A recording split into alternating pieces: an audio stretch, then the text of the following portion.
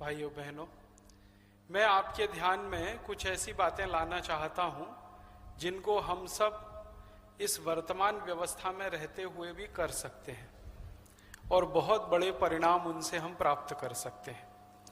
हमारी वर्तमान व्यवस्था बदल जाए जो अंग्रेजियत पर आधारित है, कॉलोनियल माइंडसेट पर आधारित है, ये हमारा उद्देश्य है।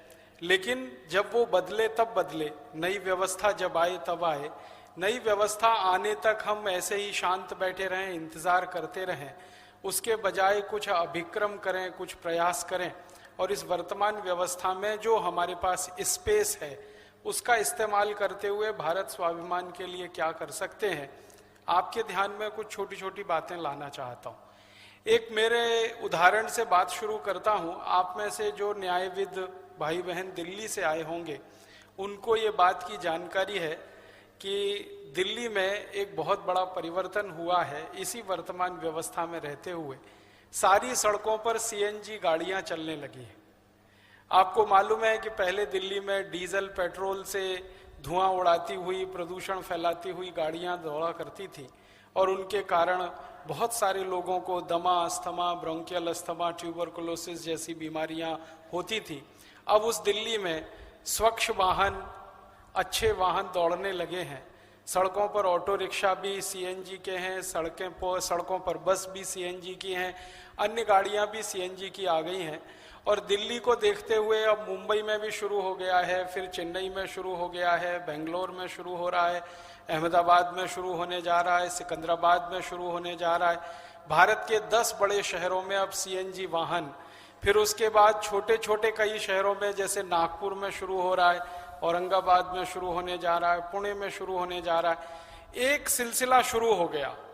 और ये सिलसिला कैसे शुरू हुआ आप जानते हैं कि आपके जैसे ही एक दिल्ली सुप्रीम कोर्ट के भाई हैं, न्यायविद हैं, एडवोकेट हैं, एमसी मेहता, उन्होंने एक पब्लिक इंटरेस्ट पिटीशन फाइल किया सुप्रीम कोर्ट में कि ये प्रदूषण जानलेवा हो गया है और लिमिट के बाहर चला गया है।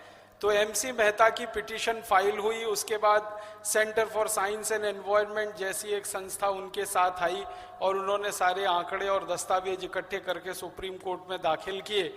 आपको मालूम है कि सुप्रीम कोर्ट ने फैसला दिया और सारे डीजल पेट्रोल के वाहन बंद हो गए। और आपको ये भी मालूम है कि सरकार ने पूरी ताकत लगाई इस फैसले को रोकने के लिए कि ये फैसला ना आए। इसके लिए तमाम तरह के कुतर्क सरकार की तरफ से दिए गए। दिल्ली सरकार ने यहां तक कह दिया सुप्रीम कोर्ट में कि कोर्ट चाहे तो आदेश दे दे लेकिन हम इसका पालन नहीं कर पाएंगे और कोर्ट की अवमानना के लिए जेल जाने को तैयार हैं। दिल्ली सरकार का ये स्टैंड था। भारत सरकार का दिल्ली सरकार जैसा ही स्टैंड था। वो बार बार कहती थी कि हम कोर्ट की किसी आदेश की पालना नहीं कर पाएंगे, भले कोर्ट चाहे तो ये आदेश दे दे। लेकिन कोर्ट ने आदेश दिया, सरकार ने उसका पालन किया, दिल्ली सरकार ने भी पालन किया, भारत सरकार ने भी पालन किया। थोड़ी तकलीफें आई। उसमें पहली तकलीफ ये आई कि जब पहली बार आदेश आया और सारे वाहनों को सीएनजी करना पड़ा तो ऑटो रिक्शाओं की लाइन लगती थी, पेट्रोल पंप की जगह सीएनजी स्टेशन आए उन पर, बसों की लाइन लगती थी, जल्दी गैस नहीं मिलती थी, ये सब हुआ। लेकिन धीरे धीरे अब सब खत्म हो गया है। माने दिल्ली अब नॉर्मल हो गई है। दिल्ली में आसानी से गैस उपलब्ध है। और आंकड़ों की जो बात अगर की जाए तो ये दिल्ली अकेले की नहीं, पूरे हिंदुस्तान के 680 शहरों में सीएनजी वाहन चल जाएं, इतनी गैस हमारे पास है। 440 साल तक हम उसको इस्तेमाल कर सकते हैं। इतनी गैस हमारे पास है, भारत देश के पास है। भारत के पास गैस के बहुत बड़े भंडार हैं। राजस्थान में बड़े भंडार हैं, गुजरात में बड़े भंडार हैं। राजस्थान गुजरात की सीमाओं पर बड़े भंडार मिले हैं। आंध्र प्रदेश में कावेरी बेसिन में बहुत बड़ा भंडार है। अब पता ये चल रहा है कि गल्फ देशों में जितना गैस का भंडार नहीं है उससे ज्यादा अकेला भारत देश में है। तो हमारे पास जब गैस भी उपलब्ध है और सुप्रीम कोर्ट का सहयोग और समर्थन भी मिला, इतना बड़ा काम इस देश में हो गया। और मैं मानता हूं कि अगले 10 साल में भारत के सभी छोटे बड़े शहरों में सीएनजी वाहन होंगे। ये आपको मैंने उदाहरण इसलिए दिया कि बहुत अंधियारे में, बहुत घटाटोप में आशा की एक किरण जैसा है। ऐसे ही एक दूसरी बात मैं आपसे कहना चाहता हूं कि हमारे देश में इंडियन फॉरेस्ट एक्ट है, फॉरेस्ट कंजर्वेशन एक्ट है, इसके बावजूद जंगल बहुत कटते हैं और पहाड़ हमारे सूने हो रहे हैं। लेकिन इसके खिलाफ भी सुप्रीम कोर्ट में समय समय पे याचिकाएं आई, बहुत सारे हाई कोर्ट्स में समय समय पे याचिकाएं आई, और पेड़ों का जो अवैध कटाई था वो काफी कुछ हद तक बंद हुआ। अपने इस उत्तराखंड में बहुत बड़ा आंदोलन चला जिसका नाम था चिपको आंदोलन, जिसमें माताएं बहनें पेड़ से जाकर लिपट जाती थी और ठेकेदारों को कहा जाता था कि अगर पेड़ काटना है तो पहले इनका सिर काटो। तो ठेकेदार भी डर गए, सहम गए। तो लोगों की तरफ से वो चिपको आंदोलन चला। चंडी प्रसाद जी भट्ट, सुंदरलाल बहुगुणा जैसे बड़े लोग उसमें शामिल रहे। राधा बहन भट्ट जैसी तेजस्वी महिला उस आंदोलन की अगुवाई करती हुई रही। तो इन चीजों ने हमारे सुप्रीम कोर्ट को भी प्रेरित किया और हाई कोर्ट्स को भी प्रेरित किया, और जगह जगह अवैध कटाई रोकी गई, जंगल कटने बंद हुए। पहाड़ों पर इसी तरह से अवैध खनन बहुत होता है, आप जानते हैं, इलीगल माइनिंग बहुत होती है, क्योंकि हमारी धरती के नीचे बहुत सारा भंडार जमा पड़ा है, कोयले का भंडार है, तरह तरह के पत्थर हमारी धरती के नीचे से निकलते हैं। तो उसके कारण बहुत जगह पर माइनिंग चलती रहती है, कुछ लीगल होती है, कुछ इलीगल होती है। उसके खिलाफ भी हमारे देश में कई संगठन सक्रिय हुए और समय समय पर जनहित याचिकाएं सुप्रीम कोर्ट और हाई कोर्ट में आई, और अब आप जानते हैं कि बहुत सारे स्थानों पर ये माइनिंग बंद हो चुकी है। भारत देश का ये मथुरा और वृंदावन के बीच का इलाका है जिसको ब्रज प्रदेश कहा जाता है, भयंकर माइनिंग होती थी, अभी पूरी तरह से बंद है। इसी तरह से अरावली की पहाड़ियों पर बहुत माइनिंग हुआ करती थी राजस्थान में, अभी वो पूरी तरह से बंद है। तो हमारे देश में समय समय पर आपके जैसे कुछ न्यायविद लोगों ने सुप्रीम कोर्ट की मदद ली, हाई कोर्ट की मदद ली, और इतने बड़े काम हुए हैं, इनकी लिस्ट पूरी गिनाना समय खराब करने जैसा होगा। 2-3 बातें मैंने आपके ध्यान में लाई हैं। आप चाहें तो सुप्रीम कोर्ट के जो जजमेंट आए हैं पिछले 10 वर्षों के और हाई कोर्ट्स के जो जजमेंट हैं वो वेबसाइट पे उपलब्ध हैं, उसको देख सकते हैं। मैं आपके ध्यान में इन उदाहरणों से एक बात ये लाना चाहता हूं कि बहुत अंधकार में, पूरे भ्रष्टाचार में डूबी हुई व्यवस्था में, हमारे देश की आज की सारी घटाटोप में भी आशा की कोई किरण है जो हम देखते हैं, कोई एक दीपक है जिसे हम जला सकते हैं। तो अब मैं मूल प्रश्न पर आता हूं, मूल विषय पर आता हूं, वो ये कि आप अगर यहां से लौटने के बाद अपने अपने जिले स्तर पर, अपने अपने मंडल स्तर पर, अपने अपने राज्य स्तर पर, या लगे तो देश के स्तर पर कुछ समूह बनाकर ऐसे काम शुरू करें और कुछ ऐसी जनहित याचिकाएं अलग अलग अदालतों में आप सब न्यायविदों की तरफ से दाखिल की जाएं, हो सकता है कि उनमें इसी तरह के फैसले आए और इतिहास बदल जाए, नया इतिहास लिख जाए। उस दृष्टि से कुछ विषय मैं आपके ध्यान में लाना चाहता हूं। बहुत आसानी से आप जिन पर जनहित याचिकाएं कर सकते हैं, पब्लिक इंटरेस्ट लिटिगेशन कर सकते हैं, बहुत आसानी से आप कोर्ट के सामने उन सब बातों को ला सकते हैं। और सुप्रीम कोर्ट और हाई कोर्ट के सामने किसी बात को लाने का माने है देश के मीडिया में वो बात का आना। आप किसी बात को समाचार पत्र में छपवाने के लिए, प्रकाशित करवाने के लिए हाथ पैर रगड़ेंगे, हजारों लाखों रुपए देंगे, खर्च करेंगे, तो भी बात वो कॉलम इतने से में ही आएगी। लेकिन अगर वही बात आपकी जनहित याचिका के रूप में मंजूर होती है हाई कोर्ट और सुप्रीम कोर्ट में, तो बिना किसी प्रयास के अपने आप पूरे देश में वो फैल जाएगी। हिंदुस्तान के सारे बड़े अखबारों के, सारे बड़े समाचार पत्रों के प्रमुख जो संवाददाता होते हैं हर समय अदालत में मौजूद रहते हैं ये देखने के लिए कि कौन सा नया पब्लिक इंटरेस्ट लिटिगेशन आज एडमिट हुआ है और किस में सरकार को नोटिस इशू हुआ है। तो मैं आपके ध्यान में कुछ विषय लाना चाहता हूं, मैं भी आपके साथ इस विषय में मदद करूंगा। आप और हम सब मिलकर इस विषय को तैयार करके कोर्ट के सामने रख सकते हैं। कुछ प्रमुख विषय हैं जिन पर बहुत आसानी से हम पिटीशन कर सकते हैं। आप जानते हैं कि हम सुप्रीम कोर्ट और हाई कोर्ट में जाएं तो 2 आधार चाहिए हमें। एक आधार तो ये चाहिए कि क्या हमारे देश के संविधान के द्वारा प्रदत्त किसी अधिकार का उल्लंघन हो रहा है किसी काम से, तो हम पब्लिक इंटरेस्ट लिटिगेशन कर सकते हैं। किसी व्यक्ति के मौलिक अधिकार का, किसी समूह के मौलिक अधिकार का, वो समूह किसी भी आधार पर गठित हुआ हो, को हमारे फंडामेंटल जो राइट्स हमें मिले हैं संविधान में, उनका कोई हनन और उल्लंघन हो रहा है सरकार के किसी काम से या सरकार के किसी कानून से, तो हम पब्लिक इंटरेस्ट पिटीशन फाइल कर सकते हैं। और कोर्ट की जिम्मेदारी है, क्योंकि कोर्ट जो हमारे देश में है वो संविधान का संरक्षक माना जाता है, तो कोर्ट की जिम्मेदारी है कि वो संविधान का संरक्षक होने के नाते आपकी पिटीशन को स्वीकार करे और आपको न्याय दे जो आप चाहते हैं। दूसरा आधार यह है कि अगर संसद के बनाए गए किसी कानून का उल्लंघन हो रहा है, संसद के बनाए गए किसी कानून का उल्लंघन कोई व्यक्ति के द्वारा हो रहा है, व्यक्ति समूहों के द्वारा हो रहा है, किसी कंपनी के द्वारा हो रहा है, या निहित स्वार्थी तत्वों के द्वारा हो रहा है, तो भी आप कोर्ट के संज्ञान में ये बात ला सकते हैं और आपकी बात को पिटीशन के रूप में स्वीकार किया जा सकता है। बहुत अच्छा हुआ है हमारे देश के सुप्रीम कोर्ट और हाई कोर्ट्स ने इतनी सक्रियता दिखाई है कि 50 पैसे के पोस्ट कार्ड पर लिखा हुआ कोई वाक्य भी पब्लिक इंटरेस्ट लिटिगेशन मान लिया जाता है।